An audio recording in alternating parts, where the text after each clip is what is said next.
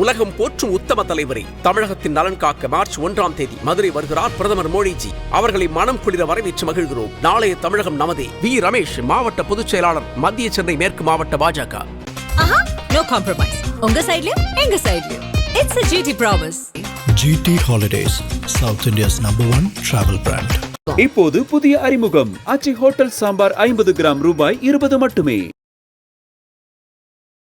என்னதான் சார் இந்த திமுக காங்கிரஸ் கூட்டணி விழா நடந்துகிட்டு இருக்கு? திமுக காங்கிரஸ் கூட்டணி ஒன்றாக இருக்கிறது. அதில் எந்த ஒரு மாற்று கருத்துக்கும் இடம் இல்லை. திரு கேசி வேணுகோபால் கொண்டு வந்த லெட்டர் சோனியா காந்தி அவர்களிடமும் மல்லிகார்ஜுன கர்கேயிடமும் வந்த லெட்டர். ஸோ இப்போ காங்கிரஸ் திமுக கூட்டணியை பொறுத்தவரையில் டெல்லியில் முடிவெடுக்கக்கூடியவர்கள் இவர்கள் இருவர் தான். 40 சீட்டெல்லாம் கொடுக்க முடியாது. ஒன்று, கொடுக்கறதுக்கு சீட் இல்லை, எங்களுது நாங்கள் ரொம்ப குறைச்சிக்கவும் முடியாது. இன்னொன்று, தேமுதிக போன்ற கட்சிகள் புதுசாக வந்திருக்காங்க, 40 சீட்டு கொடுக்கறதுக்கான வாய்ப்பு இல்லை. மூணாவது, உங்களுக்கு 40 சீட்டு கொடுத்தோம்னா எங்கள் கட்சிக்காரங்களே டென்ஷன் ஆகிடுறாங்க. கூட்டணியில் ஒரு விரிசல் இருக்குது, அதில் எந்த மாற்று கருத்தும் கிடையாது. பட் காங்கிரஸ் தலைமை டெல்லியில் இந்த கூட்டணி தொடரணும்னு நினைக்கிறாங்க. நம்பர்ஸை கீழே டிஸ்கஸ் பண்ணிக்கோங்கன்னு சொல்லிட்டாங்க. அங்கே தான் பிரச்சனை இப்போ இருக்குது.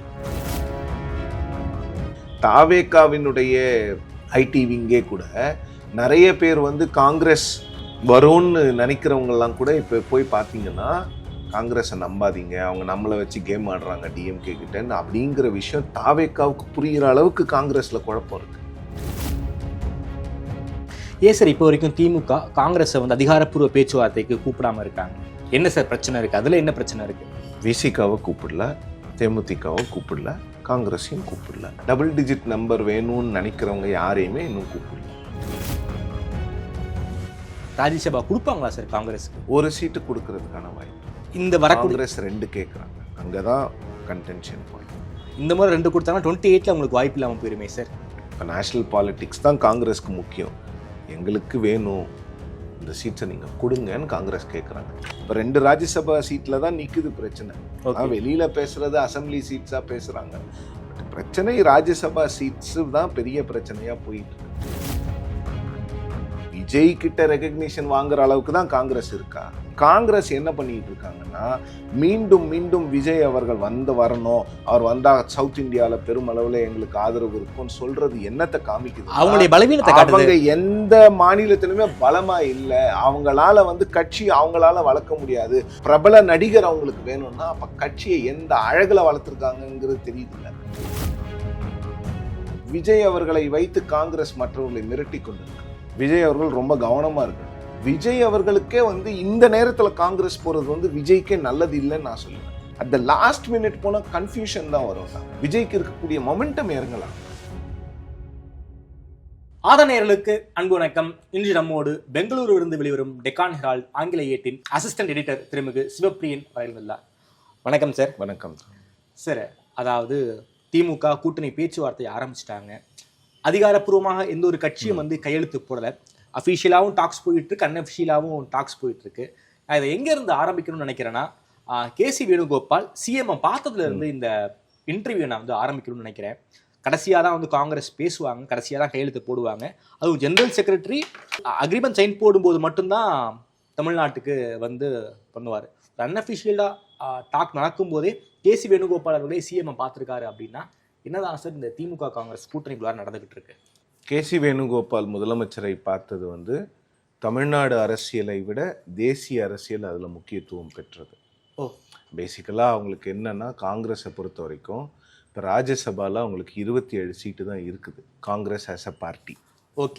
25 சீட் இருந்தால் தான் லீடர் ஆஃப் ஆப்போசிஷன் பொசிஷனை நீங்கள் கிளைம் பண்ண முடியும்.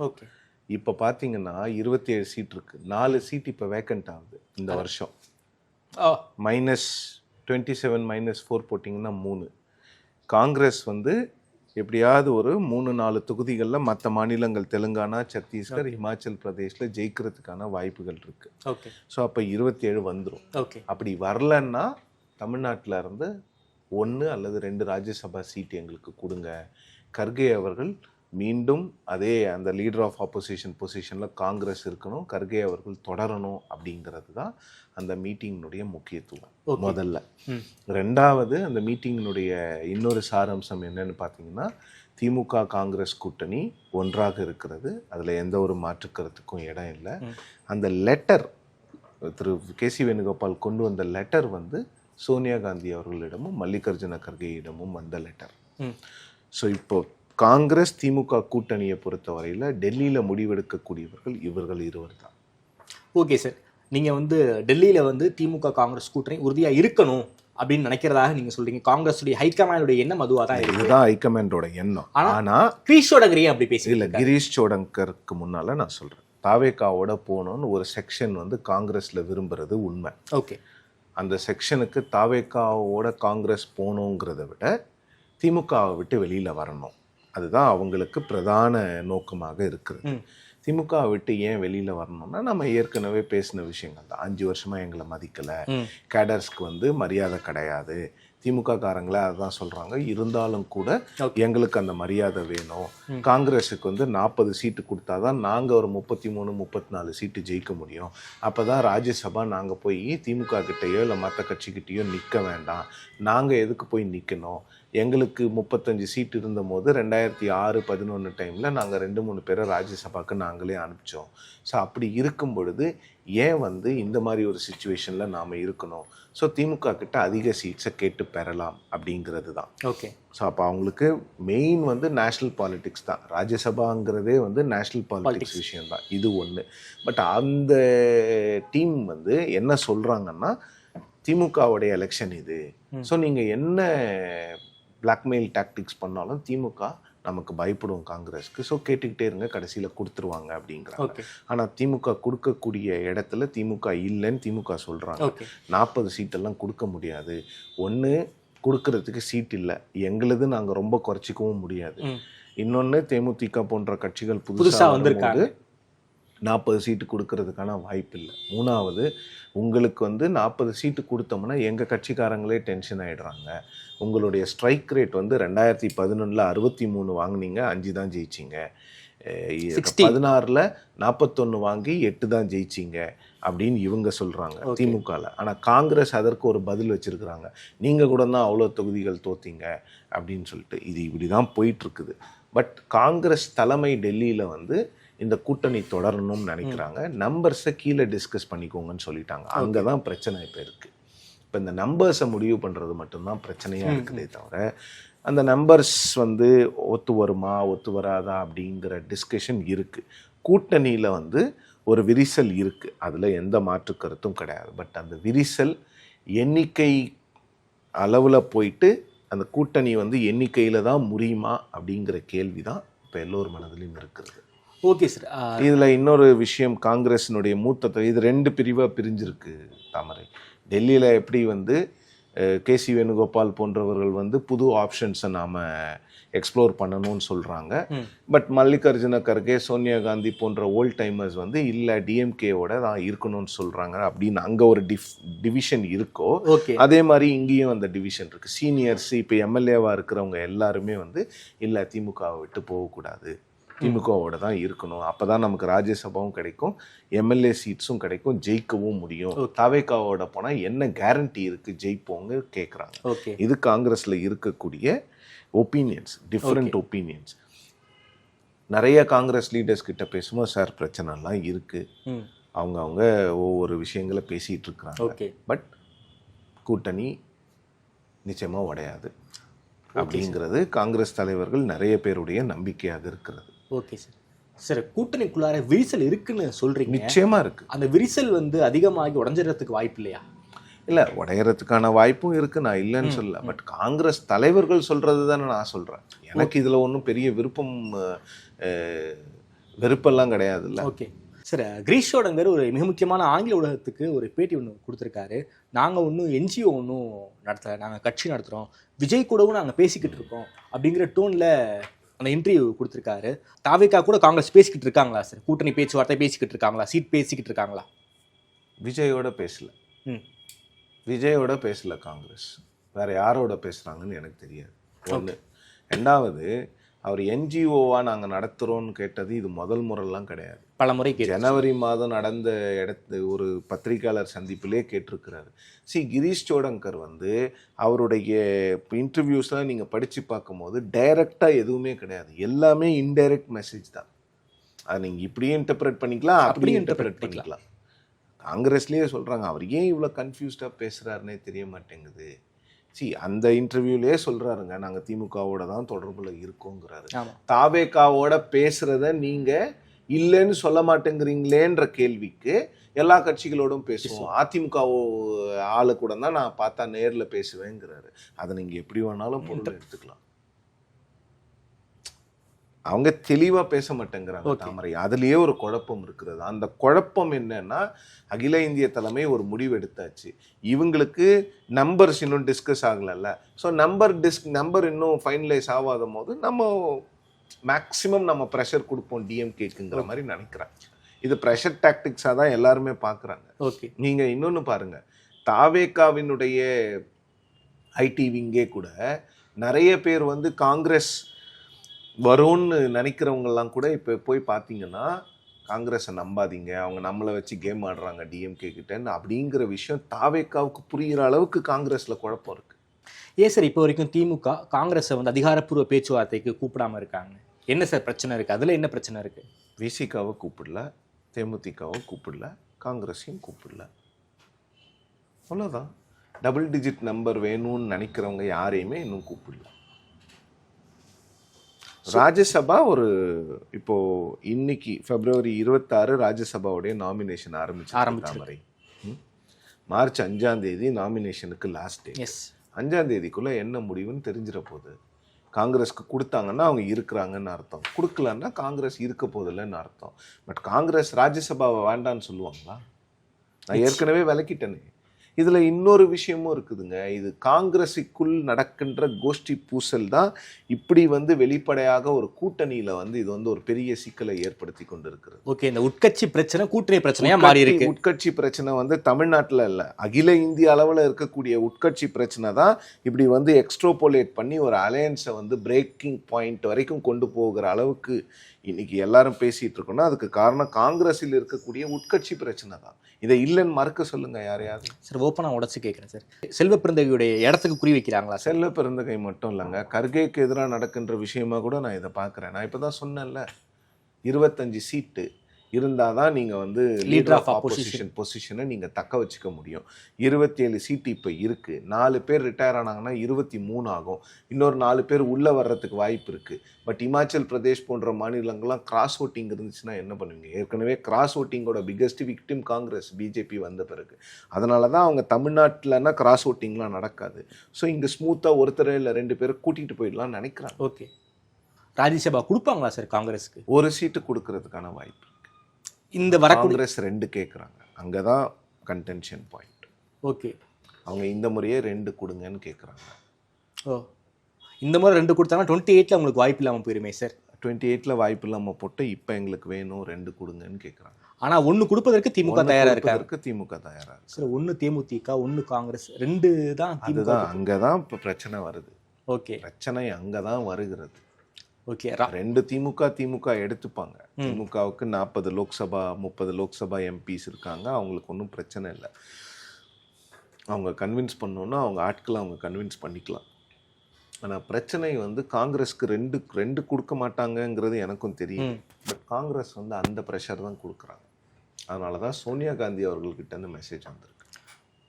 ஓகே, இது என்னன்னா, இது வந்து காங்கிரஸ் வந்து நேஷ்னல் பாலிட்டிக்ஸில் எப்படி ப்ளே பண்ணணுங்கிற இஷ்யூவில் இந்த அலையன்ஸை கொண்டு வந்து எல்லாரும் சிக்க வச்சுருக்காங்க.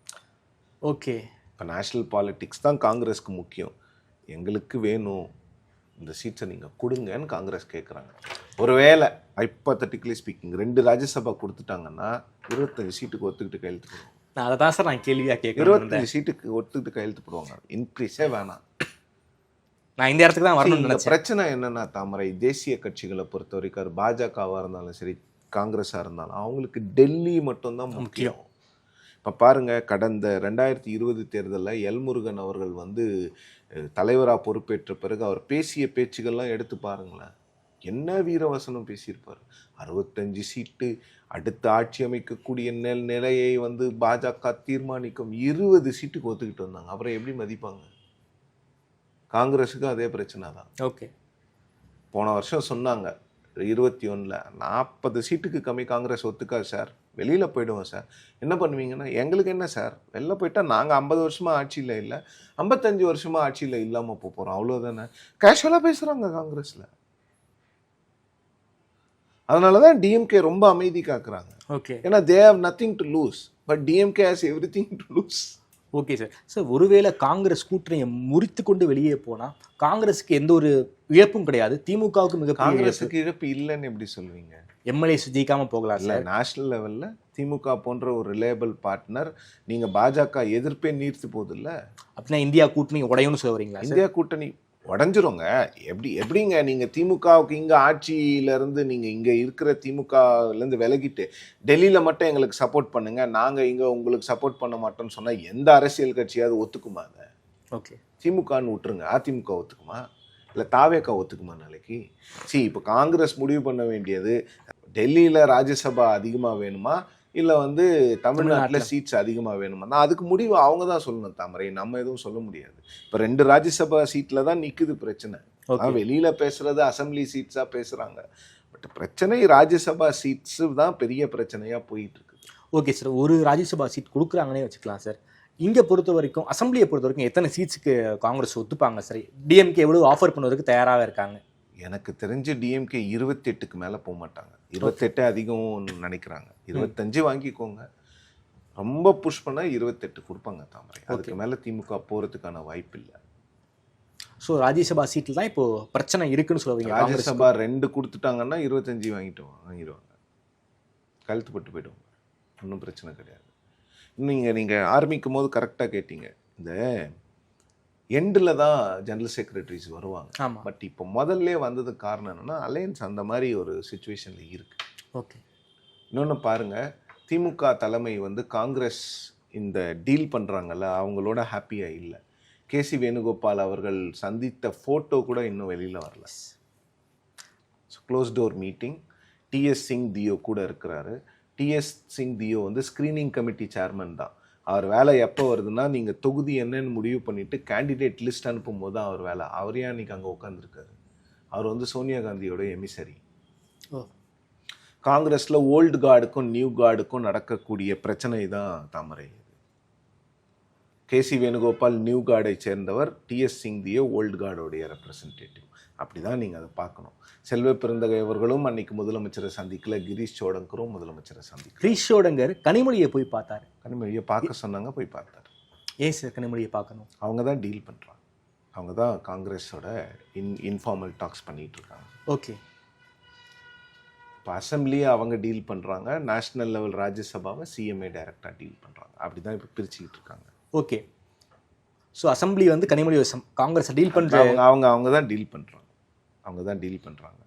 ஏன்னா சிஎம்ஓ அதில் ரொம்ப தெளிவாக இருக்கிறாரு.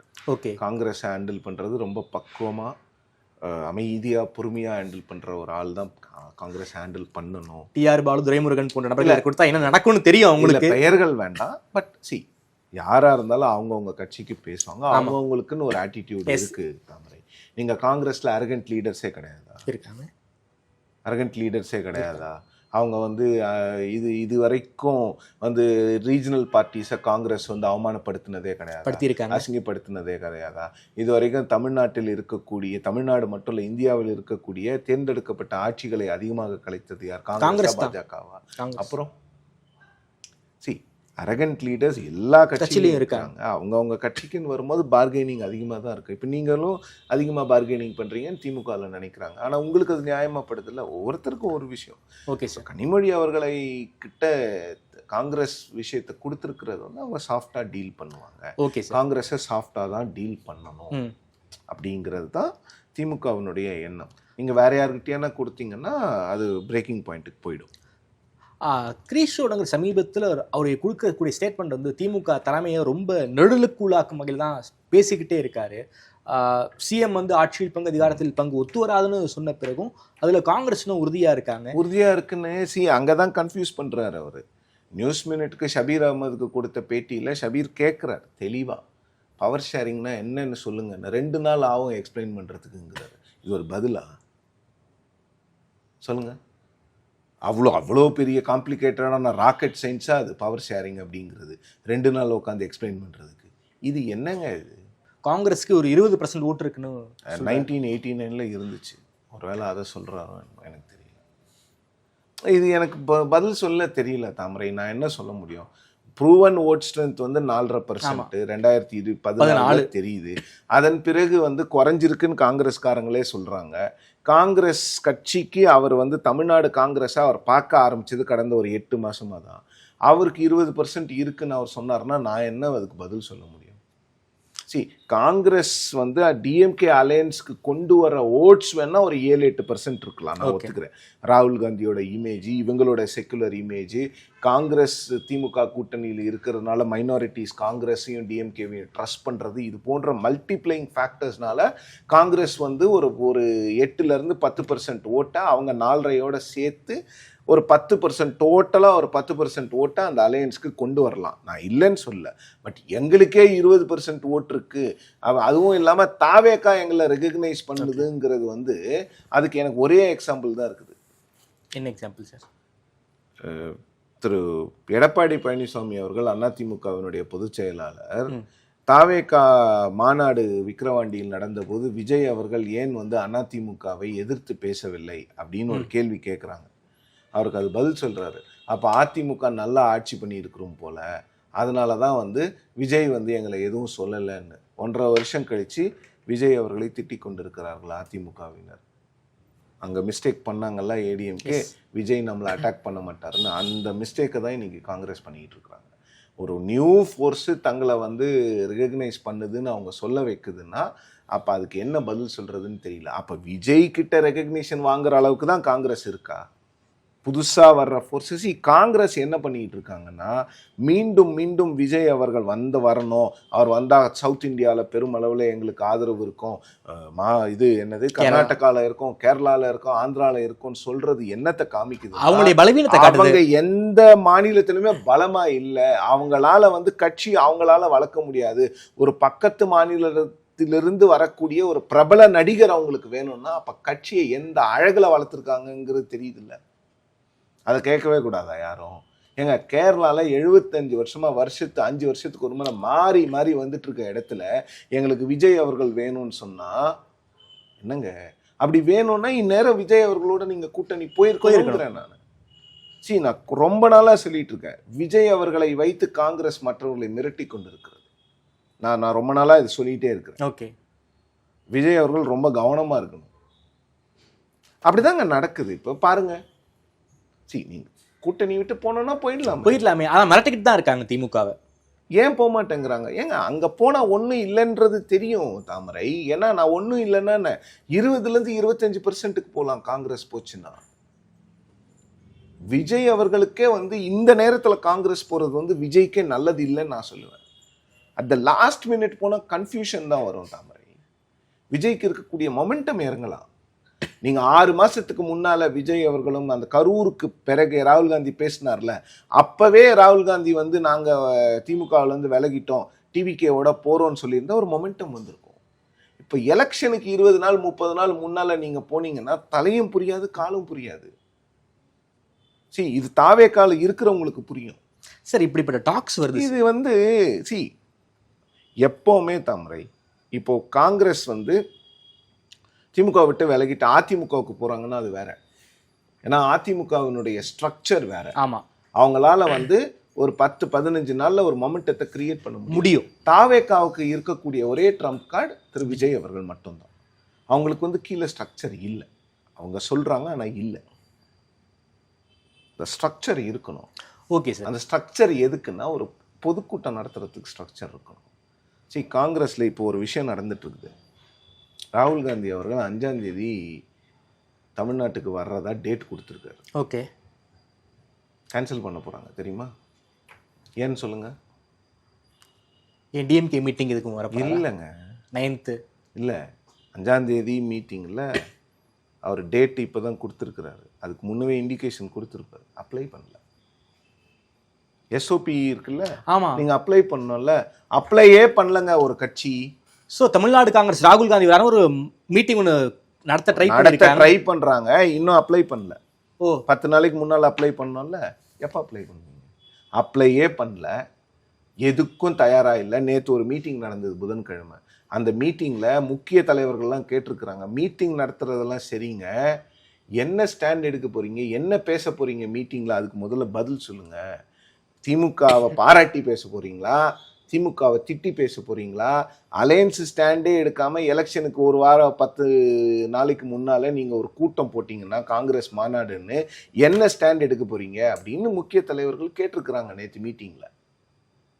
அதுக்கு பதில் இல்லையா? பதிலே இல்லை. 2 முக்கிய தலைவர்கள் பேர் சொல்ல விரும்பல, I'm under oath not to name them, சொல்லியிருக்கிறாங்க. முதல்ல கூட்டணியை முடிவு பண்ணுங்க, அதுக்கப்புறம் மாநாடெல்லாம் போட்டுக்கலாம். என்ன அவசரம்னு கேட்டிருக்காங்க தலைவர்கள். இன்னும் அவசரமா?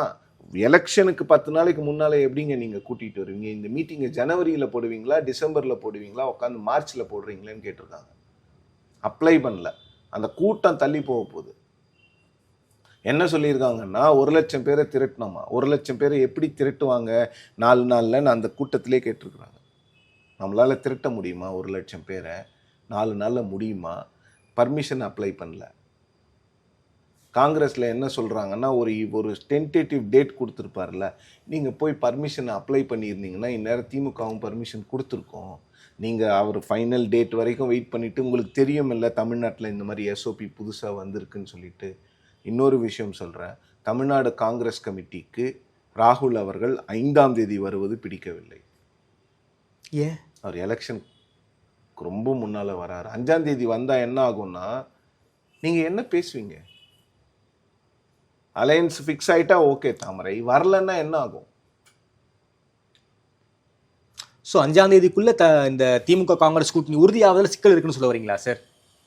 ராஜ்யசபா டேட் எல்லாமே அது அங்கே 5ஆம் தேதிக்குள்ள ஒரு கிளியர் பிக்சர் வந்துடும், என்ன நடக்க போகுது அப்படிங்கிறது வந்துடும். இவங்களால ஒரு கூட்டம் ஏற்பாடு பண்ணுறதுக்கு இவ்வளோ சிக்கல் இருக்குது தாமரை. காங்கிரஸ் கட்சிக்குள்ள அவ்வளோ ஸ்ட்ரக்சரல் ப்ராப்ளம்ஸ் அந்த கட்சிக்குள்ளே இருக்குது. மறுக்க சொல்லுங்க, தலைவர்கள் நேற்று கூட்டணி முடிவு எடுக்காமல் அந்த கூட்டம் எப்படி நடத்தீங்கன்னு கேட்டாங்க.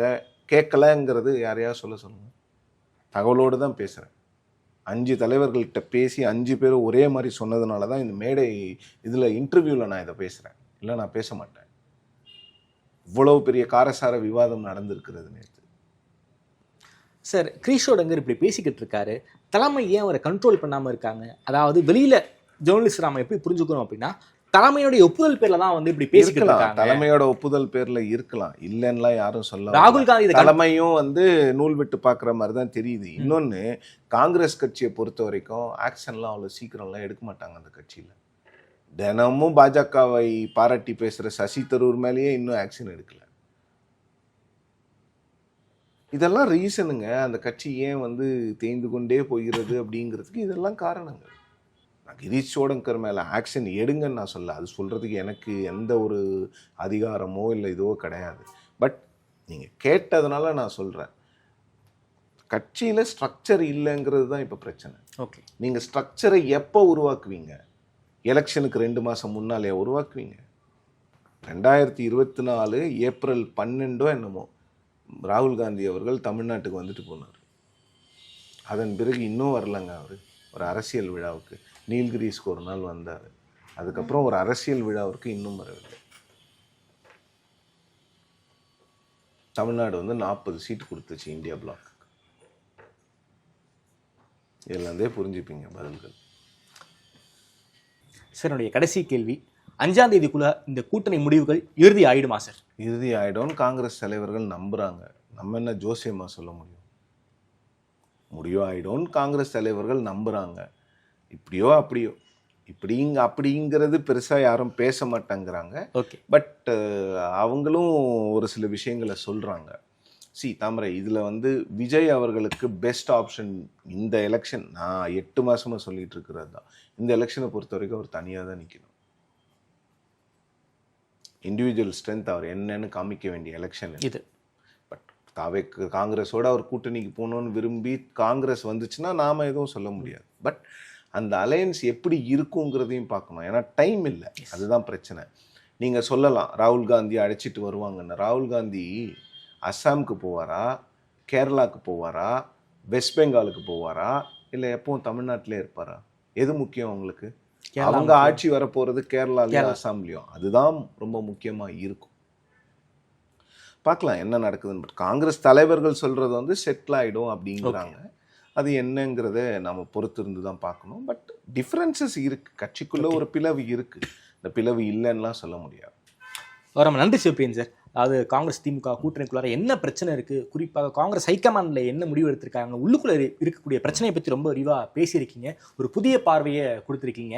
நேரம் கொடுத்து பேசியமைக்கு நன்றி சிவபிரியன் சார். நன்றி.